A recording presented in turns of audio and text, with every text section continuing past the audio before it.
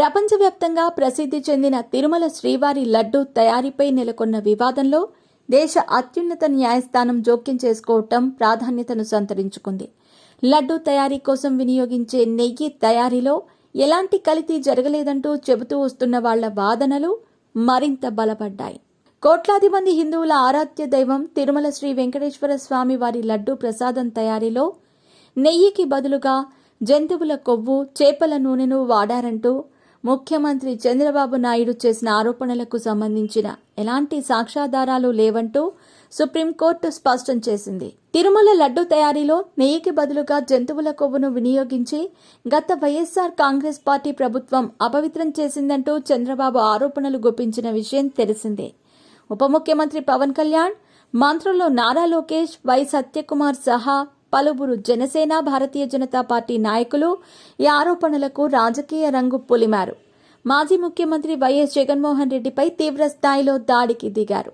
తిరుమల లడ్డూపై చంద్రబాబు చేసిన ఆరోపణల్లో వాస్తవాలను వెలికితీయాలంటూ, నిజమేంటో నిగ్గు తేల్చాలంటూ బీజేపీ ఎంపీ సుబ్రహ్మణ్య స్వామి వేసిన పిటిషన్పై సుప్రీంకోర్టు విచారణ చేపట్టింది.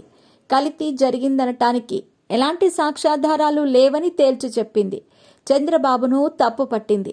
రాజకీయాలకు కనీసం దేవుళ్లనైనా దూరంగా పెట్టాలంటూ హితబోధ చేసింది. దీనిపై ప్రముఖ జ్యోతిష్కుడు వేణుస్వామి భార్య శ్రీవాణి స్పందించారు. తిరుమల లడ్డూ వివాదంపై సోషల్ మీడియాలో ఎంత రచ్చ చేశారని, ప్రజలు, భక్తుల మనోభావాలను ఎంతగానో హింసించారని ఆవేదన వ్యక్తం చేశారు. రాజకీయ నాయకులను పక్కన పెడితే ప్రవచనకర్తలు, పండితులు, బ్రాహ్మణులు ఎంతో ఓవర్ యాక్టింగ్ చేశారంటూ అన్నారు. ఎక్కడా లేని ప్రాయశ్చిత్త శ్లోకాలను తెరమీదికి తెచ్చారని, వాటిని వాళ్లే వల్లెవేయించారని విమర్శించారు.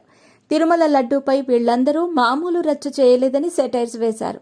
తిరుమల లడ్డూలో కల్తీ జరిగిందనటానికి ఎలాంటి సాక్ష్యాధారాలు లేవని, కనీసం దేవుళ్లనైనా రాజకీయాలకు దూరంగా పెట్టాలంటూ సుప్రీంకోర్టు ఘాటుగా వ్యాఖ్యానించిన నేపథ్యంలో ఇప్పుడు వీళ్లందరూ ఏం చేస్తారని శ్రీవాణి నిలదీశారు.